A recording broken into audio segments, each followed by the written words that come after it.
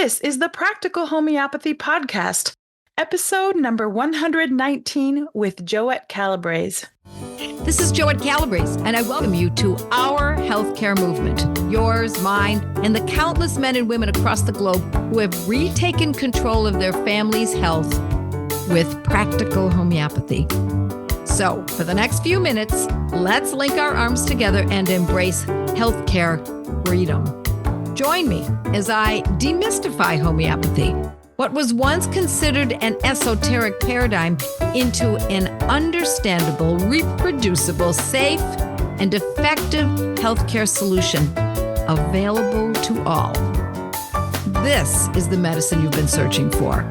My unique brand of homeopathy called Practical Homeopathy. Now, whether you've tried homeopathy in the past or were frustrated, or you're examining the possibilities of caring for your family yourself for the first time, you're in the right place.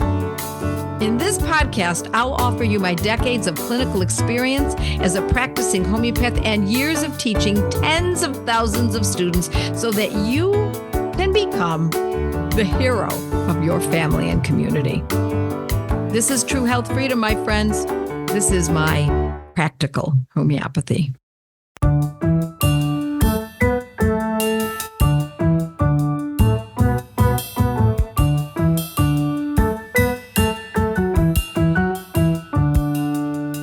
Hi, Joette. Hi, Kate. Hi, we've got so much information to cover today, so let's get going. Today, we're going to talk about emergencies and a great remedy to have on hand for emergencies. So, Joette, I think we should start out by first talking about what is an emergency, or how are we defining an emergency? When you think about the very nature of an emergency is that you don't know it's coming. You don't know when it's going to happen. It comes out of the blue. And given that makes it an unknown, it requires something important. What is that? That we plan in advance, that we're prepared in advance. So if there's anything we know in life, is that we will encounter an emergency at some time. Someone is going to get a burn, a stomach flu, someone's going to sprain their ankle. So it would behoove us to not only know the medicines for the most common emergencies, but also to own them in the corresponding potencies, know exactly what the medicine is and have the right potency on hand. So, Joette, how can people do that? I mean, that's the next question, right? Yeah. The way they do that, the way I did it when I was first learning homeopathy, was that I figured what were the most likely emergencies to occur with my family at that time with only one child. And then I chose medicines accordingly. So until we get to that point, though, and when we're unprepared, we worry all the time that the child will get sick, that the child will get strep throat or chickenpox or conjunctivitis or something like that. But we should not worry, because these illnesses, especially childhood diseases, are not what the most concerning aspects of childhood are. The real concern that mothers should have are the dangers to babies and children due to accidents. So we've got two categories that I like to look at. Number one, regular childhood illnesses. And we need to know how to deal with these to make the mother less worried. You just have to learn how to know how to do this. Now, we're not going to be talking about regular childhood illnesses today, but instead we're going to talk about the concern of accidents, emergencies, because those are the true greatest threat to children and babies. Most people think that it's infections, sore throats, etc. No, it's emergencies, accidents, burns, etc. Mm-hmm. So, as I said, where do we begin? You asked me, where do we begin? Well, it's with the composition of your family and those around you. So if you live in a retirement home or those around you are older, you should know the homeopathic medicines for issues such as insomnia or grief or urinary tract infections or even lacerations, arthritis, preparation for surgery. You need to know this. So if you're a grandparent that frequently watches your grandchildren, you need to know the remedies for example, injuries from falls. But if you're a middle-aged woman and you've finished with menopause, you want to know the remedies, how to use them for, say, allergies or ailments from disappointments or menopause. You want to know the remedies that are specific for weight gain or hair loss or insomnia. You see, each one of these are categories depending on your life, your lifestyle, where you are in your life, who you're caring for. So if you're a middle-aged man, for example, there might be gut issues, ED, those kinds of things. You want to know those medicines and how to use them, homeopathic medicines. And I want to add in there that if you are someone who's very active and say you go to, maybe you do scuba diving or you're in the ocean a lot, those might be another set of emergency medicines to know versus if you're a golfer or if you like to be out in the woods and you hunt. So there's different remedies to have. For instance, if you're in the ocean and you might get stung by something there than if you're going to sprain your ankle while you're golfing, right, Joette? That's exactly so. I lived by the ocean, and there was a time when I would swim in the ocean every single day. I swam 1 hour. I'm bragging, but now I'm going to taking it all back because I haven't done it in a few years. But I actually did that, and I had to know the medicine specific for jellyfish stings, for man-o-war stings, because they were in the ocean and people would have problems with them. And I needed to know what those medicines were and have them on hand. And I don't get sunburn, but people who come and stay with me often do. So I need to know, because I'm in Southeast Florida, what are the medicines for sunburn and what potency, and own them. Not only know what it is, what the best one is, or what the top two are, but own them as well. So it all depends on the stage of life, your lifestyle, where you live, that we need to have those medicines on hand. But today, we want to talk about medicines for emergencies. Specifically, I think we're going to talk mostly about injuries of sorts, right, Kate? Right. Yeah, I think that's our focus today, is helping people to be prepared for an emergency situation. Yeah. Yeah. So give us one of the top homeopathic medicines for emergencies that people can just get right now and have on hand. And own it. That's right. Not only own the medicine, but own the knowledge. So the top medicine that I always think of for the onset of an injury or something that has come on quickly, or it may not even actually be a physical emergency, it might be even a psychological emergency, is Aconitum Napellus. Aconitum Napellus, 2 words. I actually keep this in my purse because should my husband or I be in an accident, we might use something else for the pain later, or broken bone or laceration, but Aconitum is great for a shock. It's also one of our best medicines for a vascular event. It's a great medicine for when something comes on hard and fast, even if it's just a cold. 1 minute you're fine, the next minute you feel, oh my gosh, I feel like I'm going down fast. Aconitum Napellus.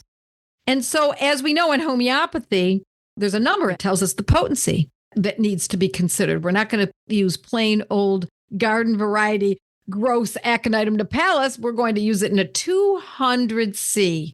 So I keep that in my purse at all times. It can be useful for so many unexpected, almost shocking incidences. Joette, we have a blog that you did, and it's titled Emergency Remedies Series, Aconite in My Purse. So if you're listening and you want to read a little bit more, you can go to that blog and we'll have it linked for you on your website as well. Yes. So, yeah, but we also want to know many different ways to use this. Mm-hmm. When there's a whole classroom of students and everyone has the same paints, the same light, the same canvas, the same teacher, the same model, but in the end, it will be slightly different because we all have a slightly different point of view. So I'm going to read to you from Roger Morrison's Materia Medica called The Desktop Guide. And this was such a valuable statement when I read it back in 1996. It's when around the time shortly before that, I just purchased this book. And it gives a description of Aconitum Napellus. I'm going to read directly. He penned, any time that a violent or frightening event occurs, such as an earthquake or a car accident, we often must give Aconitum first, even if we will need other specific acute remedies later. And here's the statement that really took me to the next level of understanding this. Aconite, says he, can release a shock or fright that has been held in the body or mind for a lifetime. Now, what does that mean?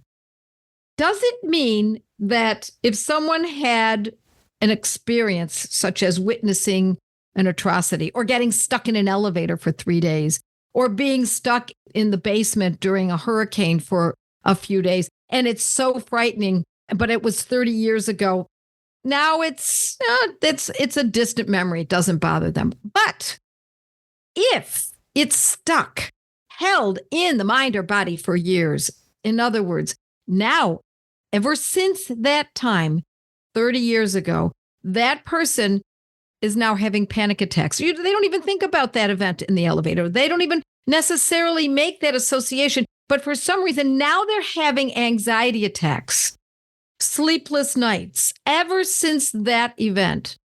Aconite, says he, can release a shock or a fright that has been held in the body or mind for a lifetime. That was so profound to me that I actually wrote down in the book the date that I found this to be useful, not only for myself, but also for many others, for my clients and my students. So that's a very meaningful statement. That means that homeopathy can release a shock or a fright that's been held in the body too, or mind for a lifetime. Not only is that exciting for me, but it's exciting to know that I can teach that. It can release so many people of anxiety attacks or insomnia or feeling worried about things that are not even that worrisome, or believing that somebody's going to break into the house and worry about it all the time, even though it's not very likely because they're on the 12th floor or something. So this can be a medicine that we can use to help uproot something that's turned into a chronic, such as what we're describing, or it can be used at the moment of an event that presents itself, such as an automobile accident or witnessing an atrocity or being hit very strongly with a shocking, so to speak, a shocking respiratory infection that's at hand. Joette, I think you have a story about a woman in her 80s who had panic attacks and how she used aconite. Can you tell us that? Yes, this was a woman who came to me. She was in her 80s, as you said. And during World War II, when she was a teenager, she had been raped. And she didn't talk about it to me. She just was telling me that she couldn't sleep very well. She was having panic attacks. And she'd had these panic attacks for years, and they included her being able to fall asleep comfortably. So I tried a couple of medicines. She hadn't said anything about this event so many years, 70, 65 years previously. I asked her, however, was there ever anything in your life in which there was such an extreme situation with fear or panic that you associate with this, or that feels like this kind of panic? And she relayed the story to me that when she was 17 years old, she had been attacked and she was certain she was going to die. And she was very frightened. And through the years, it was a distant event of her past. But once she hit menopause, something shifted. And from that time forward, she was having these panic attacks. And she relayed that these panic attacks were very similar to the feeling she had when she thought she was going to be killed that night. And indeed, had gone away for a while, but now were back presenting themselves. So I suggested the medicine Aconitum 200 once a night before bed for several nights in a row. And when she reported back to me, she said the panic was gone for the first time in about 30 years. She no longer had panic attacks. She no longer had insomnia associated with anxiety. Even though during those panic attacks, she wasn't thinking about what happened back when she was 17 years old. She was simply having panic, and she couldn't even explain why. I don't understand why, she would repeat to me. I don't have any reason to believe that I should be panicking. All I want to do is go to sleep. Yet it was held in her body, in her mind, for nearly a lifetime. And it released her of that. Aconitum, Napellus, 200C and she took it for several days until she felt better. That's what I was going to ask you, Joette. What do people usually do as far as frequency of taking it? Is it just one time, or is it over several days, or how is it usually used? It can be used only once. Some people report to me, oh my gosh, just one dose, and I'm right as rain. Other people report to me, I feel better when I take it, but you know what? The next day I need it again. It feels like, can I take it again? Is the question. Yes, indeed, you may take it again. And so we take it according to the need. We would not take this medicine for long, long periods of time. We would use it until it's no longer needed. And it's not a bad idea to test it out. Kind of give it a real test. On Friday night, sleeping better, panic is gone. Saturday, how are you doing? I'm doing better. I feel good. Okay, Sunday night, I feel it again. Okay, take it Sunday night. And so you might want to find that tipping point or simply use what I suggested earlier, which is once a night before bed for several days and see how it goes. And if it comes back, let's say you stop using it because there's no need to use it any longer. The medicine has acted. Now, let's say 6 months later, had she come back to me and said, oh my gosh, it's back again. Oh no, the medicine's no longer working. No, that's not what it means. It means the medicine did act according to what it's supposed to do, but it's needed again. We're not done. So she starts it up again, Aconitum 200 once a night before bed, for example, and for a few more nights and see how it goes. And each time she needs the medicine in another episode of need, it generally shows up as a milder version. So the panic is no longer panic. Now it's just some worry. The insomnia is not hours and hours of inability to fall asleep. Now it takes a little bit longer, but she can fall asleep. So the medicine is going deeper and deeper each time, each episode in which it's needed. So instead of saying, oh no, it's back again, instead we are excited to teach this woman or anyone who needs this that they can use the medicine again. This is an opportunity to use it again and go deeper. Because these medicines, as they're used, not all of them, but most of them, depending on how they're being used and for what condition, often go deeper as there is repetition. Now, it does not mean, however, that we use it willy-nilly. These are medicines, my friends. These are not essential oils or supplements or vitamins. They need to be used with great respect. And we stop when there's improvement and we commence again when it's needed again. So if you want to know more about using aconite or other homeopathic medicines for emergency situations, a good place to start is that blog post series. And you would just take a 3x5 card and write down the remedies that are listed on that series and how they should be used, and carry that with you along with the medicines that are required for emergencies. And if you want to go even further, Joette, I think a great place would be the Survivalist course. Is that what you would recommend? Yes, my course titled Survivalist Guide to Homeopathy offers information, the remedies, the potencies, the frequencies most often used for specific conditions that are extremes. So for those who are interested in survivalist methods, or even for those who aren't even thinking that way, but want to know medicines and how to use them, what potency, what frequency for common and very uncommon situations, you might want to check out my Survivalist Guide to Homeopathy. And the way to do that is to go to joetteslearningcenter.com. There's no apostrophe for Joette's, JoettesLearning, Joette's Learning Center, CENTER.com. And scroll down to Homeopathic Survivalist Guide. And from there, you'll learn not only how to use aconitum in other ways, but other medicines for specific extreme conditions. Thank you, Joette, for talking to us today about emergencies. And I'd like to wrap up by saying that homeopathy gives you the wisdom and the tools that you need so that you don't have to be afraid of what if an emergency happens. Right, Joette? I think it's been, no you've heard doubt your, about you've heard your students say over and over again that students no longer fear. That's one of the great aspects of using homeopathy. It's more than just treating that panic attack for someone. It's also you're not having the angst and fear of not knowing what to do in the future. We live in a society that's loaded with synthetics and chemicals and additives and fake fragrances. It keeps going that we've lost track of what's pure. Homeopathy is pure. That's why I call it God's medicine. Well, thank you, Joette. We look forward to the next time when we meet again. Thanks, Kate.